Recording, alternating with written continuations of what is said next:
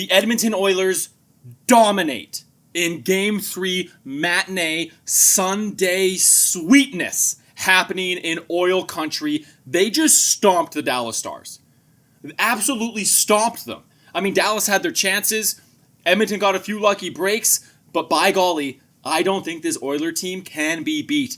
This is Mac on the Mic Sports, where we talk about sports. We talk about the Oilers. I'm going to talk about the Blue Jays. I'm also going to be posting vlogs and stuff about my own personal sports media broadcasting journey. One of the reasons why I did not get to see this game in great detail is because I was calling a ball hockey game for a media company that I work for. There's a lot of cool things going on this channel, so make sure you subscribe. As I pull up my phone to look at the stats and make sure I'm getting all the bits in the game that I should be talking about because I didn't see it, I didn't come up with the word dominate. Canadian Press did. Canadian Press. Oilers dominate Stars in Game 3 to take 2-1 series lead. I made a bold prediction in my last video, Oilers in 6. Oilers in 5. Unless Dallas changes something or the Oilers shoot themselves in the foot. Because what we just saw as a hockey collective in Oil Country is the best team left. The best team left. The only thing is how good Florida has been. Is Dallas bad? Is Carolina bad? Are the Oilers amazing? Are the Panthers amazing? I don't know, but I think it's a pretty much surefire thing that the Edmonton Oilers and Florida Panthers are going to be meeting in the Stanley Cup final. Who knows? Dallas might turn something on. They might upset the Oilers and win the next 3 games. But something absolutely catastrophic would have to happen in order for that to be the case, because the Oil just look good. Stuart Skinner, one of his best performances of the playoffs, and he even gave up a goal, which is saying something, because this is his first time he's won a game when he's given up a goal. That's nuts. He's had 3 wins, and they've all been shutouts up until this point. But he had 35 saves in this game. Ryan Nugent-Hopkins was on fire. Zach Hyman was doing Zach Hyman things, and Connor McDavid, Daddy Davo, as I take to call him. I mean, he is dad. He is dad to Oil Country.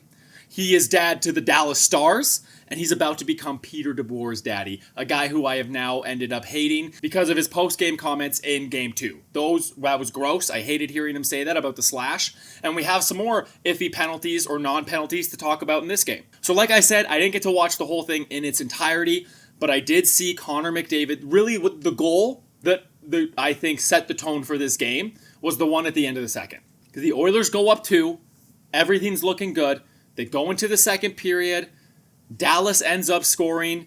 Everyone kind of tightens up. You're thinking, oh no, is this going to be some close game that we're going to have to sweat out? And Connor McDavid does something that Connor McDavid has not done very much in these playoffs, and that's look off the pass and shoot.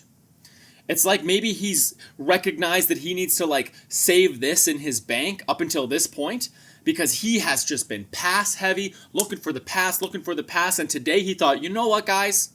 Hop on. I'll just piggyback you all the way to the freaking Stanley Cup Finals. Obviously, that wasn't really the case. He did do great, but the whole team did great. They complete me, and they complete each other. It was truly beautiful. Like I said, Dallas did have some tremendous opportunities. The Oilers did get lucky to have this be a 6-1 victory. This could have very easily been, a 5-3 with an empty net or nail biter if Dallas had a few more bounces go their way. But I don't think there was a chance, a hope in actual heck, that the Dallas Stars were going to win this game by how Edmonton was playing. And I only saw some of the highlights. I didn't even get into the nitty-gritty, but you can just kind of tell by what I've been talking to people. You can taste it in the air in Edmonton. I was actually on White Ave, if you don't know, is our mecca of hockey. I was on White Ave while this game was happening. I was unfortunately just playing music for a bunch of people, which was still great, an awesome blessing. And what I did was great. I loved playing music, but we're talking about hockey now. Roope Hintz did not play in this game. Peter DeBoer, I said in the post-game, I just read the quote, that he wasn't even close. Honestly, that sucks. I do feel that sucks, because the slash has garnered a lot of attention. Was it an intent to injure? Sure, I guess, but then there's a lot of intent to injures out there. If that's intent to injure, then people are trying to hurt each other all the time. So hopefully he can make his way back. DeBoer said he's not even close. We'll see. Seems like Ekholm is not going to be playing either. So both teams do have their shorthandedness. And then the one big hit that knocked out Connor Brown. Listen, like I said, I didn't see the whole game and I only saw the hit once. I think it was a tough play. I think you put yourself in a tough situation. I don't think it was a malicious, dirty hit. to any extent, really. There's some things that could have been done to make that safer, but it wasn't like he targeted the head and just drove through it and popped an elbow. I think that there's going to be a great debate about this hit and whether or not it should have been a penalty, whether or not it should be looked at by the league just because Connor Brown ended up leaving the game. I've already said I hate when that happens, and I know George Parros does too. Not personally, but I've heard from people that George Parros does not care if the player is injured or not. All he cares about is what happened on that isolated play, so you got to respect that to a degree.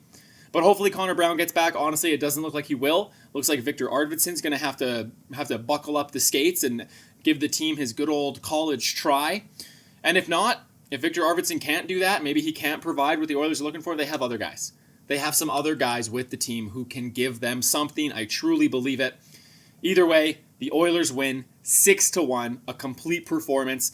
This is obviously was going to be a shorter video because I didn't get to see the game in its entirety, but make sure you stay tuned to this channel to see some vlogs going up. I will be posting like a little vlog and some highlights of the first ever ball hockey game that I've ever called. It was 13-year-old ball hockey. I got paid to call that action. There's so much hockey in Edmonton and so much work for play-by-play announcers like me that it is kind of baffling the type of games that I get called in to do. So make sure you hit subscribe so you can see me call children, chase after a ball, and try and put it into a net.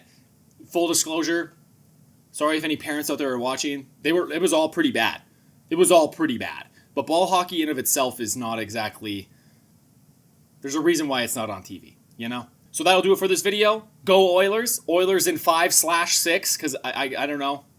That's my new prediction. Oilers in 5/6. Tuesday, I'll be watching the game way more intently, taking real notes. So again, just hit subscribe to the channel if you want to see me talk sports. And we'll see you in the next one. Adios, pelota.